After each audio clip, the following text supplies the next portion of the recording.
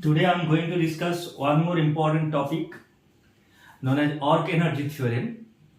First of all, we must know the statement, then we'll prove it. After that, we'll have some examples or numericals so that we can have a clear concept of work energy theorem. So let us start. So today's topic is work energy theorem.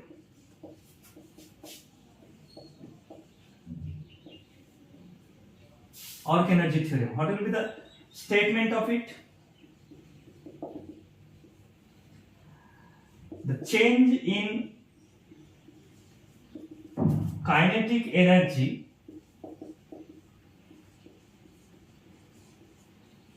of a particle is equal to the work done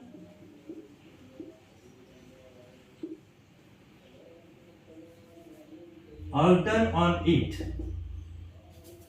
by the net force.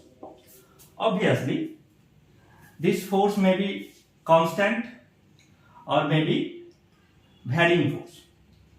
And what does it mean by net force? Net force means it is the sum of conservative force, non-conservative force.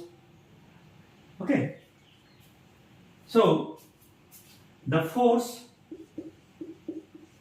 may be constant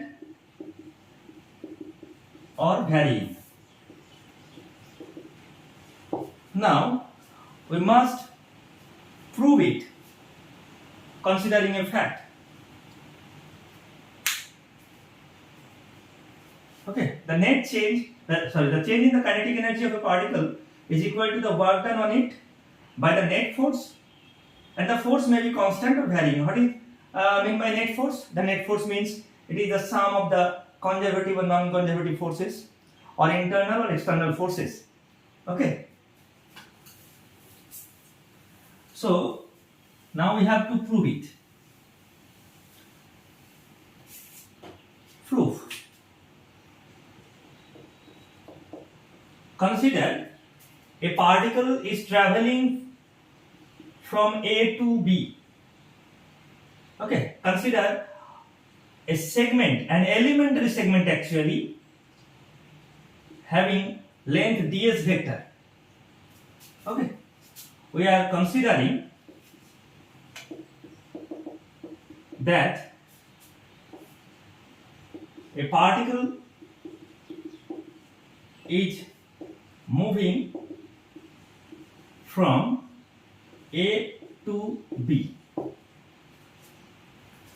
and we have considered an elementary segment having a length ds vector. Okay, and we also consider a force capital F vector is applying on it. We consider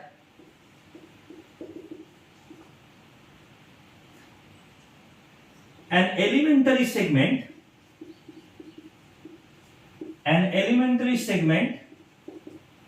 ds vector and a force F acting on it. Okay.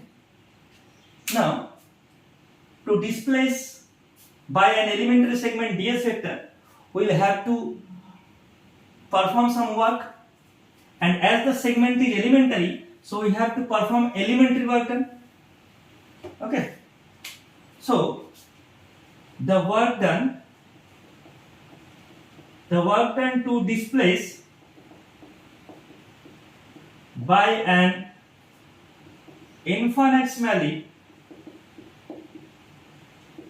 small distance, small displacement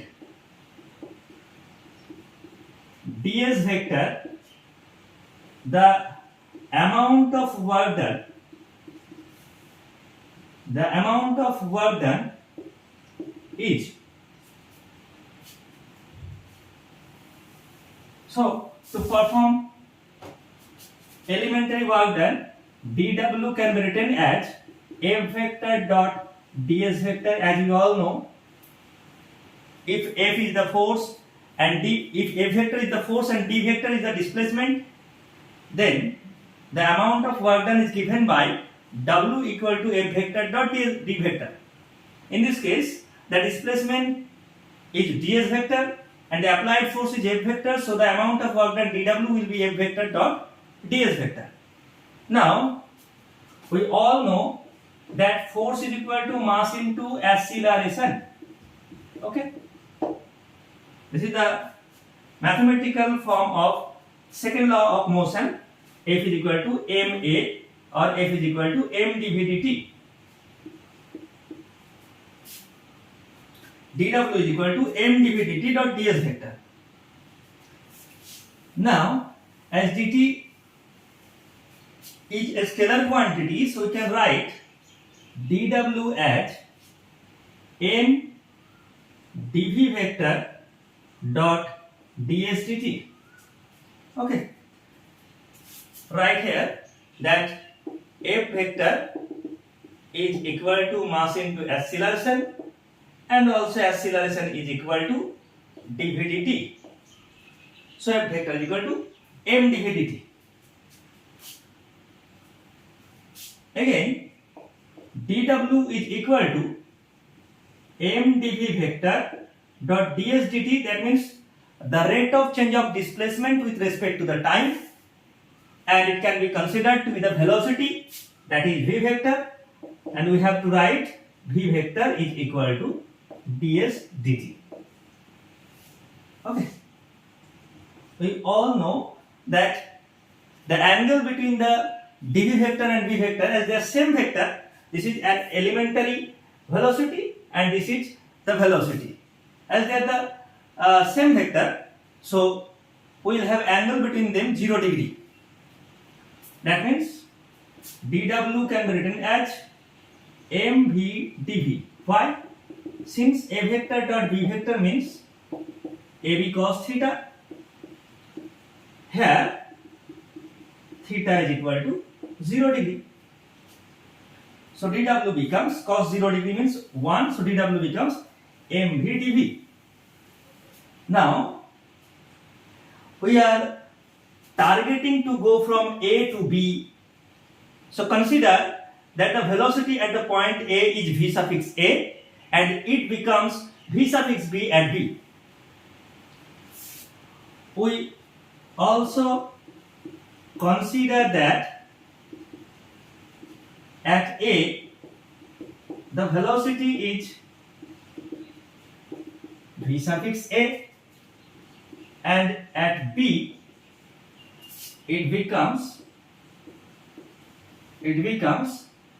v suffix B.